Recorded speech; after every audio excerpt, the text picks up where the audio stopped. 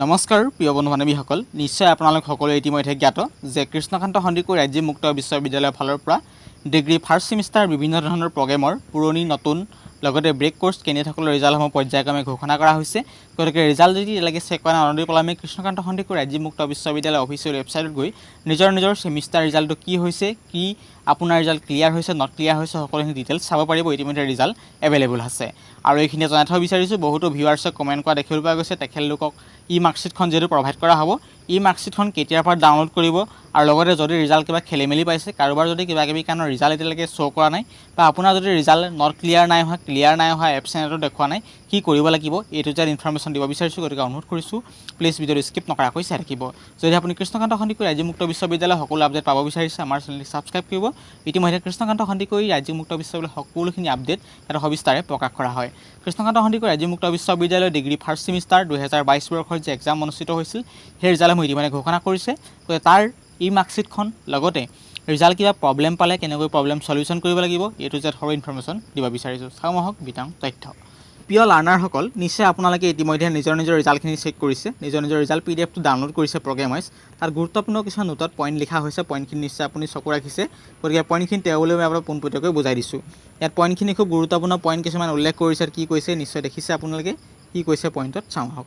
ইয়াত নিতত এনেদৰে স্পষ্টকৈ উল্লেখ কৰিছে, কৈছে marksheet will be made available on the university website under learners zone sound. For any issues regarding these results, learners may send their applications accompanied with all the supporting documents.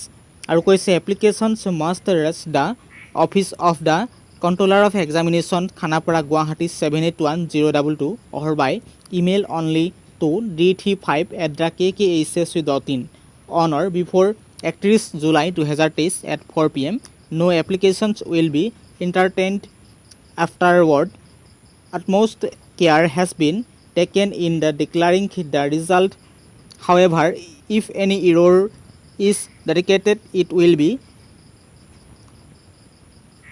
as per the university norms. ইয়াত স্পষ্টকৈ উল্লেখ কৰিছে, এটা মনত ৰাখিব আপোনালোকে মাৰ্কশ্বিটখিনি Anudeep পলামে download কৰিব পাৰিব ক'ৰ পৰা। ইয়াত স্পষ্টকৈ উল্লেখ কৰিছে আণ্ডাৰ লাৰ্ণাৰ জোন পৰ্টেলৰ পৰা, অপশ্যনৰ পৰা আপুনি অনুদীপ পলামে নিজৰ মাৰ্কশ্বিটখন ডাউনলোড কৰিব পাৰিব। আৰু এটা কথা উল্লেখ কৰিছে, যদি কিবা কিবি কাৰণ যদি আপোনাৰ ৰিজাল্টটো শ্ব' কৰা নাই, ৰিজাল্ট কিবা প্ৰব্লেম হৈছে, তেতিয়া আপুনি কি কৰিব পাৰিব, অফলাইন মোডত গৈ আপোনালোকে যদি অফলাইন মোডত যাব পাৰে, অফলাইন মোডত গৈ আপুনি controller of examination, Khanapara, Guwahati 781022 তাত আপুনি প্ৰপাৰ ডকুমেণ্ট লৈ কমপ্লেইন কৰিব পাৰিব। তাৰ সমান্তৰালকৈ যদি কিবা কিবি কাৰণত আপুনি অফলাইন মোডত যাব নোৱাৰে, অনলাইন অৰ্থাৎ আপুনি ইমেইল কৰিবলৈ কৈছে, ইমেইলটো হৈছে d35@kkhsu.in। মই ইমেইলটো হাইলাইট কৰি দেখাইছোঁ, ইমেইলটো হৈছে এইটো, ইমেইলটো বিশেষকৈ দেখাই দিছোঁ হাইলাইট কৰি।